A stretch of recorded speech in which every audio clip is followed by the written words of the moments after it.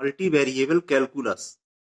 इसके अंदर हम एक से अधिक वेरिएबल्स के फंक्शंस के डिफरेंशिएशन और इंटीग्रेशन पढ़ेंगे। तो पहले हम डिफरेंशिएशन पढ़ेंगे। Introduction. There are many functions containing more than one variables. For example, area of this ellipse whose semi axis are a and b. इस इलिप्स की सेमी मेजर एक्सिस ए है और सेमी माइनर एक्सिस बी है। तो इस ellipse का area in दो variables ए और बी के टर्म्स में होगा। This is denoted by A.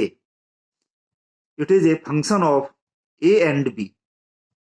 This area equal to pi into a b.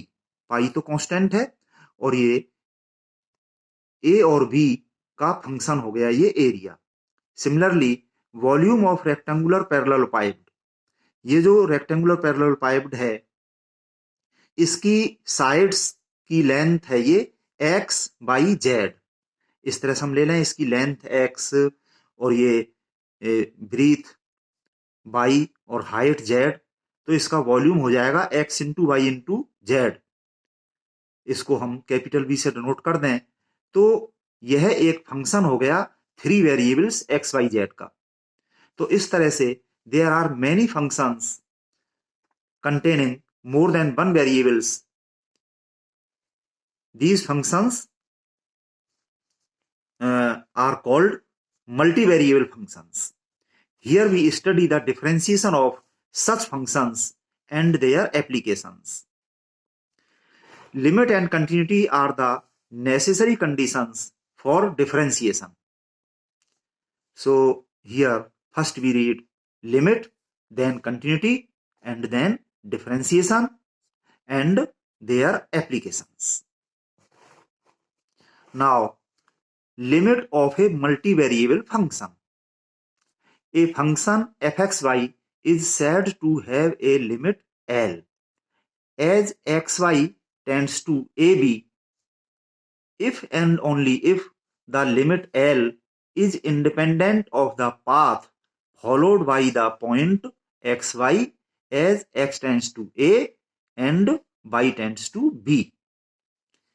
ये एक से अधिक वेरिएबल्स का फंक्शन एफ एक्स वाई हमने ले लिया। इसमें दो वेरिएबल्स हैं, इसी तरह से कितने भी वेरिएबल्स हो सकते हैं। तो इसकी लिमिट अगर एग्जिस्ट करती है तो उसको हम स्मॉल एल से डिनोट कर रहे हैं। और ये इस तरह से हम देख रहे हैं कि वेरिएबल्स एक्स वाई की किन्हीं भी वैल्यूज के लिए ये हमने वेरिएबल पॉइंट एक्स वाई ले लिया, ठीक है। और point x y tends to a fixed point a b. इस तरह से हम लिमिट देख रहे हैं इस फंक्शन एक्स वाई की पॉइंट ए बी पर। तो इसमें x टेंड्स टू a और y टेंड्स टू b होगा। तो इसकी ये लिमिट तब होगी जब यदि और केवल यदि ये लिमिट L जो हमें मिलेगी ये इंडिपेंडेंट होगी of the path followed by the point x y as x tends to a and y tends to b। यानी कि किसी भी पाथ से हम देखें, यहां पर ये हमारा two dimensional x y plane में हम लिमिट देखेंगे तो किसी जैसे कि हमारा ये पॉइंट ए बी ये है, तो यहां से ऐसे आए इस पर, इधर से आए इधर से आए और स्ट्रेट वे में आए या कर्वीलिनियर वे में आए, किसी भी तरह से आए इस पॉइंट पर, तो हर तरह से हम लिमिट देखें तो वो एग्जिस्ट करनी चाहिए और इक्वल होनी चाहिए, ये मतलब है इसका। और अगर ये इस तरह से एग्जिस्ट करती है तो it is written as limit x y tends to a b f x y equal to l. इस फंक्शन एफ एक्स वाई में हम लिमिट लगा रहे हैं point x y tends to point a b. इसको हम ऐसे भी लिख सकते हैं और लिमिट ये यही चीज लिखी हुई है एक्स टेंड्स टू ए और वाई टेंड्स टू बी, ये हो गया। तो एक्स टेंड्स टू ए और वाई टेंड्स टू बी इस फंक्शन में लगाएं तो ये एग्जिस्ट करे, तो इसकी लिमिट को हमने स्मॉल एल से डिनोट कर दिया है। जो भी लिमिट निकल के आएगी तो ये हो गई। ये हम ऐसे रिप्रेजेंट करें इसको या ऐसे करें, एक ही बात है। Now epsilon delta definition of the limit, ये फॉर्मल डेफिनेशन है लिमिट की। जैसे वन वेरिएबल वन वेरिएबल के फंक्शंस की लिमिट जैसे देखी थी, जो डेफिनेशन थी, उसी तरह से यहाँ पर मोर देन वन वेरिएबल्स की लिमिट की ये फॉर्मल डेफिनेशन है। A function f x y is said to have a limit l as x tends to a and y tends to b if for an arbitrarily chosen an epsilon greater than 0 एक small positive number epsilon यहां पर हमने लिया, इसके लिए there exist delta greater than 0, एक दूसरा positive number delta greater than 0 इस तरह से एग्जिस्ट करेगा, अस्तित्व में आएगा, सच दैट ये वाली चीज कि ये x माइनस ए का mod less than delta and y minus b का मॉड लेस देन डेल्टा, तो this implies that f x y minus l इसका मॉड लेस देन इप्सिलॉन, यानी कि ये जो है x और a का डिफरेंस हो गया, मॉड लेने पर नेगेटिव तो खत्म हो जाता है, x और a का डिफरेंस जो है वो डेल्टा से कम, इसी तरह से y और b का डिफरेंस डेल्टा से कम, ये होने पर इससे हमको ये चीज मिल जाए कि ये फंक्शन एफ एक्स वाई और उसकी लिमिट एल का डिफरेंस ये इप्सिलॉन से कम हो जाए। तो इप्सिलॉन जो है आर्बिट्रेरीली हम कुछ भी चूज कर लें तो उसके लिए इस तरह से डेल्टा एग्जिस्ट करे, यानी कि इप्सिलॉन के टर्म्स में हमको डेल्टा मिल जाएगा, ठीक है, कुछ भी हम इप्सिलॉन लें उसके करस्पॉन्डिंग हमें डेल्टा मिलेगा कि इससे हमको ये चीज मिल जाए। इसको हम दूसरे तरह से भी लिख सकते हैं, इन दोनों को मिला करके एक जगह भी रख सकते हैं। तो ये इसकी फॉर्मल डेफिनेशन है लिमिट की।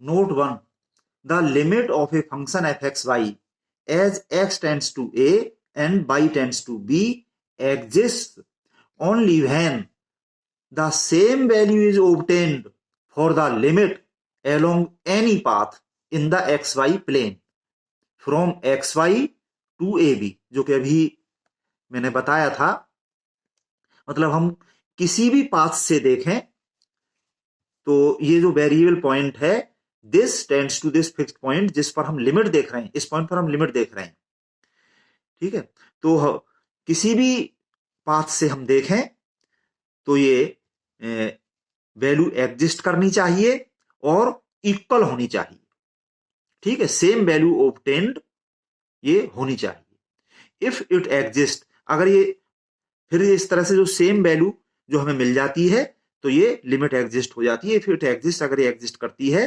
तो इट मस्ट बी यूनिक, एक ही लिमिट होगी, लिमिट की एक ही वैल्यू होगी, किसी फंक्शन की लिमिट किसी पॉइंट पर हमें कोई एक वैल्यू मिल जाएगी, हम चाहे किसी भी पाथ से देखें।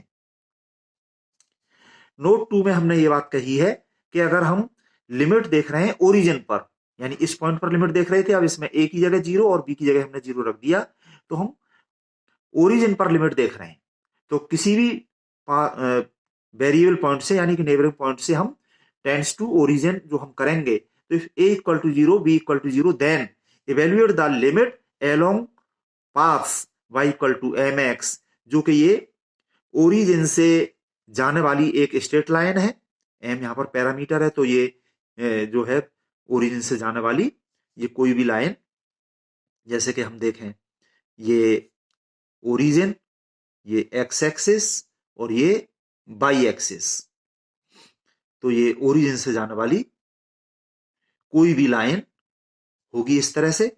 यहां पर ये लाइन अगर x एक्सिस एंगल थीटा बना रही है तो ये m equal to tan theta, ठीक है, इस तरह से ये रेडियस वेक्टर कहलाता है। इसी तरह से ये ओरिजिन से जाने वाली कोई कर्व है y equal to m into x raise to the power n, तो इस तरह से तरह तरह के पाथ से हम करके देखेंगे, ओरिजिन से जाने वाले ये पाथ्स हैं, तो हर तरह से हमें वैल्यू मिलनी चाहिए और इक्वल मिलनी चाहिए, ये चीज हम देखेंगे। Now algebraic properties of limit of functions, ये हमने दो फंक्शन की लिमिट देख रहे हैं, दो वेरिएबल एक्स वाई के, एक तो फंक्शन है एफ एक्स वाई और दूसरा फंक्शन है जी एक्स वाई, इन दोनों की एक ही पॉइंट ए बी पर ये हम लिमिट देख रहे हैं, x y tends to a b इसमें भी और x y tends to a b इसमें भी। तो इस तरह से इसकी लिमिट एग्जिस्ट करती है, माना कि एल है, और इसकी लिमिट भी एग्जिस्ट करती है, माना कि एम है। देन तब ये प्रॉपर्टीज हमें मिलती हैं, सिंपल सी प्रॉपर्टी है। इस तरह की हमने वन वेरिएबल्स में भी प्रॉपर्टी देखी है कि इन दोनों फंक्शंस के सम की जो लिमिट होगी, ठीक है, इनके सम की जो लिमिट होगी वो ये जो है, देखो ये एल क्या है, लिमिट ऑफ एफ, और ये एम क्या है, लिमिट ऑफ जी। यानी कि इन दोनों की लिमिट का सम हो गया, यानी लिमिट इस ब्रैकेट के अंदर चली गई। इसी तरह से माइनस के लिए भी हो जाएगा, अगर यहां पे माइनस है तो यहां पे माइनस है, तो ये डिफरेंस के लिए भी हो गया। और बिल्कुल सिमिलरली इसी तरह से मल्टीप्लीकेशन के लिए हो रहा है। इन दोनों फंक्शंस के मल्टीप्लीकेशन की जो लिमिट होगी इक्वल टू यहां पर multiplication of limits of these two functions. इसी तरह से इन दोनों फंक्शंस के डिवीजन की जो लिमिट होगी equal to division of limits, इस फंक्शन की लिमिट ये एल और अपॉन इस फंक्शन की लिमिट एम, ठीक है। यानी कि ये लिमिट इसमें अंदर चली गई, limit of this upon limit of this, ये चीज हो रही है यहां पर। और अपॉन वाली चीज जीरो के बराबर तो होनी नहीं चाहिए, ये तो आप जानते ही हैं। Now continuity of A multivariable function. A function fxy is said to be continuous at point AB if limit fxy as xy tends to AB equal to fab। ये अभी जो हमने लिमिट पढ़ी है फंक्शन की, इसको एल से denote कर दिया था, डिनोट किसी से भी करो। ये जो हमने लिमिट पढ़ी है, लिमिट एग्जिस्ट करती है, एक चीज तो ये, और ये लिमिट बराबर हो जाए फंक्शन की वैल्यू जो है इस पॉइंट पर, इसके बराबर हो जाए, तो हम कहेंगे this function f x y is continuous at point a b. ठीक है, यानी कि वही है जो लिमिट हमने पढ़ी है, बस वो इस के बराबर हो जाएगा, फंक्शन की वैल्यू इस पॉइंट पर जो है, बस ये चीज और यहां पर आ गई है, बाकी सब कुछ वो लिमिट वाली ही बात है। यानी कि जो इप्सिलॉन डेल्टा वाली जो फॉर्मल डेफिनेशन हमने दी है, वही डेफिनेशन यहाँ पे कंटिन्यूटी के लिए भी बन जाती है। वहां पे जो एल लिखा है, तो एल के स्थान पर हम एफ ए बी लिख करके वो डेफिनेशन यहां भी दे सकते हैं। तो ये तो एक पॉइंट पर कंटिन्यूटी की डेफिनेशन हो जाती है। और कोई डोमेन है, उस पूरे डोमेन में हम देखेंगे a function is said to be continuous in a domain if it is continuous at every point of the domain. Domain के अंदर ऑल पॉइंट्स पर अगर कोई फंक्शन कंटिन्यूअस है, तो हम उस पूरे डोमेन के अंदर उस फंक्शन को कंटिन्यूअस कहते हैं। If a function is not continuous at a point a, then it is said to be discontinuous at a. यानी नॉट कंटिन्यूअस को हम डिसकंटिन्यूअस कह देंगे, पॉइंट पर है या डोमेन में है, जैसा भी है। Algebraic properties of continuity of functions, बिल्कुल वैसी ही प्रॉपर्टी है जैसी कि लिमिट में बताई थी। If f x y and g x y are continuous functions at a point a b, then दोनों फंक्शंस का जो सम है वो भी कंटिन्यूअस होगा, दोनों का जो डिफरेंस है ये जो है, ठीक है, f x y plus minus g x y, वो तो डिफरेंस भी, और दोनों फंक्शंस का यहां पर ये मल्टीप्लीकेशन है, यहां पर एक फंक्शन में दूसरे को डिवाइड कर दिया, तो ये सब भी कंटिन्यूअस होंगे। Then all these are continuous at that point a b. अब कंटिन्यूटी जो हम टेस्ट करेंगे उसके लिए ये मेथड यहां पे लिखा हुआ है, test for continuity of a function at a point. For continuity of a function f x y at a point a b, it is necessary that, ये तीन काम हमें यहां पर करने हैं। तो जैसा कि हमने कंटिन्यूटी की डेफिनेशन में पढ़ा, लिमिट इस एफ ए बी के बराबर होता है, ये चीज देखो यहां पे भी हमने लिखी है, तो ये चीज है कुल मिला के। तो और यहां पे जो तीन पॉइंट्स लिखे हैं वो ये कि पहले हम इसी को देख लें कि ये चीज एग्जिस्ट कर रही है कि नहीं, ये चीज वेल डिफाइंड है कि नहीं। F a b must be well defined. अगर ये चीज हमें मिल जाए तो हम आगे का देखेंगे, अगर ये ही नहीं है तो फिर हमें ये चीज तो मिल नहीं सकती, तो हम वहीं पे रुक जाएंगे। तो ये चीज हमें दिख जाए कि वेल डिफाइंड है। दूसरी बात ये कि फंक्शन की हम लिमिट देखेंगे, इस फंक्शन एफ एक्स वाई की limit x y tends to a b, ये हमने देख ली, ये भी एग्जिस्ट करे, मस्ट बी एग्जिस्टेड। एग्जिस्टेड का मतलब ये है कि ये limit unique and same along any path, किसी भी पाथ से देखें ये हमें सेम वैल्यू मिलनी चाहिए, लिमिट यूनिक होती है, ठीक है।